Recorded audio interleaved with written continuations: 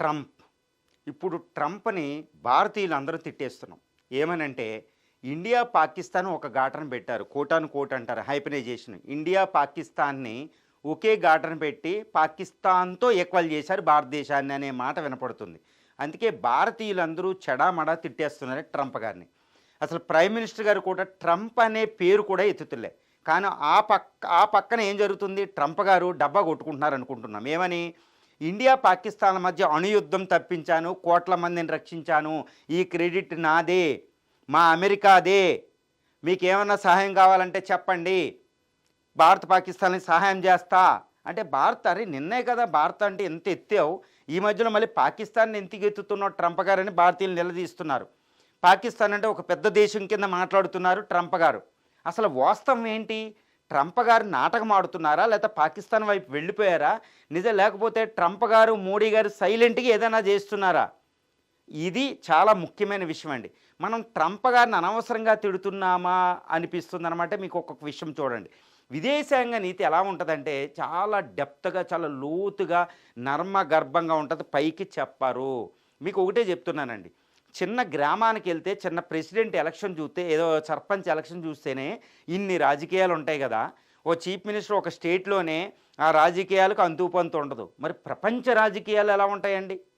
ఖండాల మధ్య రాజకీయాలు ఎలా ఉంటాయి? సూపర్ పవర్ రాజకీయాలు ఎలా ఉంటాయి? అది భారత్, పాక్, చైనా, అమెరికాలు ఇన్వాల్వ్ అయిన యుద్ధాలు, అక్కడ మాటలు పైకి వినపడతాయా? మీకు చెప్తారా పైకి? ఎంతటి లోతుగా ఉంటుందో విదేశాంగ విధానం చూడండి. నేను చెప్పేది చూడండి. ఇప్పుడు నేను చెప్పేది సూటుగా చెప్తున్నా. మోడీ గారు, ట్రంప్ గారు పాకిస్తాన్ని, చైనాని నాశనం చేయడానికి నాటకం ఆడుతున్నారు. ఒక విదేశాంగ నీతి సెస్ గేమ్ ఆడుతున్నారు. మీకు చెప్తాను వినండి. ఇప్పుడు అమెరికాకి భారతదేశం ఎంత అవసరమో తెలుసా? అదేవిధంగా భారతదేశం సూపర్ పవర్ అవ్వాలి అంటే అమెరికా ఎంత అవసరం ఉందో తెలుసా? అవసరం కోసం అమెరికాకి ఇండియా కావాలి, ఇండియాకి అమెరికా కావాలి. ఇక్కడ పాకిస్తాన్ ఎవరికి కావాలండి ప్రపంచంలో? అమెరికాకి పాకిస్తాన్ అసలు అవసరంలే. ఆల్రెడీ 2-3 దశాబ్దాల పాటు తర్వాత ముందే పక్కన పడేసింది. పక్కన పడితే దాన్ని చైనా పట్టుకుంది. చైనా పట్టుకుని దాన్ని అణ్వస్త్ర దేశం చేసింది పాకిస్తాన్ని.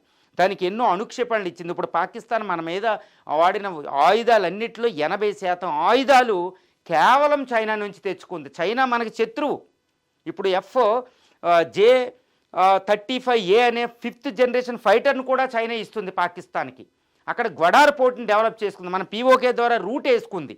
ఇది పాకిస్తాన్ని చైనా యూజ్ చేసుకుంటుంది భారతదేశానికి వ్యతిరేకంగా. అంటే మనం యుద్ధం అనే ట్రాప్లోకి పాకిస్తాన్తో యుద్ధం చేస్తే ఎవరు పోతారండి? ఇండియా పోతుంది. ఇండియా పోతే ఏంటి? చైనా అక్కడ ఆర్థికంగా పైకి వెళ్ళిపోవచ్చు. ఆర్థికంగా అది పైకి సూపర్ పవర్ అయిపోద్ది. చూడండి, మన యుద్ధంలో కొట్టుకుని ఆడుతుంటే అది అమెరికాతో ట్రేడ్ డీల్ చేసుకుంది, చైనా ట్రేడ్ని పెంచుకుంటుంది, మళ్ళీ ఇన్వెస్ట్మెంట్ తెచ్చుకుంటుంది. భారతదేశం పోటీలోంచి పక్కకి వెళ్ళింది. ఇది ప్రపంచ రాజకీయాలు ఎలా ఉంటాయి? అందరూ ఆర్థికంగా పైకి వెళ్ళాలి, నాకేంటి నీకేంటి అనేది. కానీ అమెరికా ట్రంప్ గారు ఇక్కడ ఒక మంచి పని భారతదేశానికి చేశారు. అదేంటంటే మోడీ గారు డైరెక్ట్గా చేయలేరు కొన్ని, ఎందుకంటే యుద్ధంలో ఇన్వాల్వ్ అయ్యి ఉన్నాం కాబట్టి. ట్రంప్ గారు అనే ఒకటి ఏంటంటే, నేను అణు యుద్ధాన్ని తప్పించాను. నిజంగా పాకిస్తాన్ దగ్గర ఉన్న 172 అణుబాంబులు అది ఉపయోగిస్తే కనీసం 2 బాంబులైనా భారతదేశాన్ని తాకుతాయి కదా. మనకు భారతదేశానికి అది తాకాలా? తాకితే కనీసం 1 కోటి మంది అయినా చనిపోతారు కదా. ఇప్పుడు మనకు అవసరం పిచ్చోడి చేతిలో రాయి మనకు తగలాలా? పిచ్చోడి చేతిలో రాయన్నప్పుడు పిచ్చోడిని ఏమనాలంటే, అరే నువ్వు గొప్పోడు అనాలి. అది మనం అంటే పడం కదా. అమెరికాతో అనిపించాను, నువ్వు గొప్ప దేశం, సూపర్ తోపు అనిపించింది. ట్రంప్ గారు పొగిడితే వాడు అయ్యాడు, వెనక్కి తగ్గాడు, చేతులు రాయి తీయాలి. ఆ రోజు నైట్ ఈయనివ్వలేదు. భారతదేశం ట్రాప్లోంచి బయటకు వచ్చింది, ఆర్థికంగా దృష్టి పెడుతుంది. ఇప్పుడు ట్రంప్ గారు మనం ఏంటంటే క్వాడ్ అనే గ్రూపులో, అంటే అమెరికా, ఇండియాలు క్వాడ్ అని 4 దేశాల కూటమిలో భాగస్వాములు. ఈ కూటమి ఎందుకు ఏర్పడింది? చైనాని తొక్కడానికి. చైనాని తొక్కేయాలి, దాన్ని తొక్కకుండా ఉండాలి. దాన్ని తొక్కాలంటే దాన్ని రైట్ హ్యాండెడ్గా పనిచేస్తుంది ఇండియా పక్కన పాకిస్తాన్, దాన్ని తొక్కాలి. దాన్ని తొక్కాలంటే దాని దగ్గర అణ్వాయుధాలు పోవాలి. ఇది సమయం కాదు. అందుకనే ట్రంప్ గారు దాన్ని పొగిడి, ఇండియాని పొగిడినట్టు పొగిడి, ఏదో తక్కువ చేసినట్టు చేసే, ఏదో తక్కువ అన్ని పాకిస్తాన్ పొగిడి యుద్ధ విరమణ చేపించి పక్కన పడేశారు. దానికోసమే IMF రుణం ఒప్పించారు. ఆ రోజు అమెరికా $1.5 బిలియన్ IMF రుణం ఎవరిచ్చారండి? అమెరికా కాదనకుండా IMFలో ఇక్కడ కూడా ఏగా కూడా ఇలా కదలదు. IMF రుణం ఒప్పించింది. సరే ఫుడ్ అతను తినాన్ని పక్కన పెట్టింది. ఇది యుద్ధం బయటకు వచ్చాం. ఇండియా ఇప్పుడు ఆర్థికంగా దృష్టి పెడుతుంది. 2047 నాటికి ప్రపంచంలో రెండవ అతిపెద్ద ఆర్థిక వ్యవస్థగా అవతరించబోతుంది భారతదేశం. ఇప్పుడు 6.5% గ్రోత్ రేటుతో ముందుకెళ్తుంది. ప్రపంచంలో అత్యంత వేగంగా అభివృద్ధి చెందుతున్న దేశం. ఈ దేశం అనవసరంగా డిఫెన్స్ మీద పెట్టకూడదు, అనవసరంగా పిచ్చోడితో దెబ్బలాట పెట్టుకోకూడదు. మనందరం ఇప్పుడు మనోభావాలు దెబ్బతిన్నాయి, యుద్ధం విరమని. ఇదేమన్నా వార్ గేమా? నిన్న ఆర్మీ జనరల్ అంటున్నారు, మాజీ నరవణే గారు అంటున్నారు, ఒక ఆర్మీ జనరల్ మాట్లాడుతున్నారు, యుద్ధం అంటే మాటలు కాదు, యుద్ధం చేయకూడదు అని. మనం ఇప్పుడు దృష్టి అంతా ఆర్థికంగా ఉన్నప్పుడు దాని మీద పెడతావా? ఎవరైనా పెడతారా? ఒక పిల్లోడు చదువుకుంటూ ఉన్నాడు అనుకోండి, మన ఫ్యామిలీలో ఒక పిల్లోడు చదువుకుంటున్నాడు, డిగ్రీ బీటెక్ చదువుతున్నాడు ఐఐటీలో. ఆడికి నెలకు సంవత్సరానికి 2 లక్షలు అవుతాయి. ఆ తండ్రి ఈ సమయంలో ఎప్పుడైనా వెళ్ళి ఎవరితోనైనా దెబ్బలాట పెట్టుకుని కేసులు ఇన్వాల్వ్ అవుతాడా? వాడు కేసు పెడతా కూర్చొని నోరు మూసుకుని కూర్చుంటాడు, నా కొడుకు పెద్దోడు అవ్వాలని. కొట్టించుకుంటాడు. అదే సమయంలో ఇల్లు కట్టరు, పెళ్ళిళ్ళు చేయరు. ఆ పిల్లోడు పెద్దోడు అవుతే మన భారతదేశం 2047 నాటికి ప్రపంచంలో $40 ట్రిలియన్ రెండవ అతిపెద్ద ఆర్థిక వ్యవస్థ అవబోతుంది. 2087 by the turn off this century India is going to surpass even China. అప్పటికి $80 ట్రిలియన్ ఎకానమీ అవుతుందండి. పూర్వ వైభవం పోగొట్టుకున్నాం. 1500 సంవత్సరాలు ఆ బ్రిటిష్ వాళ్ళు ముస్లిం పాలనలో మగ్గిపోయాం. 1500 సంవత్సరాలు 1947లో స్వతంత్రం తెచ్చుకున్నాం.